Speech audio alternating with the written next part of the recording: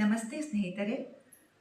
ಬ್ರಹ್ಮರ್ಷಿ ಪಿತಾಮಹ ಡಾಕ್ಟರ್ ಸುಭಾಷ್ ಪತ್ರಿಜಿ ಹಾಗೂ ಶ್ರೀ ಶ್ರೀ ಸಿದ್ಧಲಿಂಗೇಶ್ವರ ಸ್ವಾಮೀಜಿ ತೋಂಟದಾರ್ಯ ಮಠ ಇವರ ದಿವ್ಯ ಆಶೀರ್ವಾದದೊಂದಿಗೆ ಹಾಗೂ ಪತ್ರಿಜಿ ನಿದ್ರೆಯನ್ನು ಜಯಿಸಿದ ಯೋಗಿಗಳ ಸಹಕಾರದೊಂದಿಗೆ ಇದೇ ಜುಲೈ ತಿಂಗಳ 25, 26, 27 ಈ 3 ದಿನಗಳ ಕಾಲ ಧ್ಯಾನ ಮಹಾಯಜ್ಞ ನಡೆಯಲಿರುತ್ತದೆ.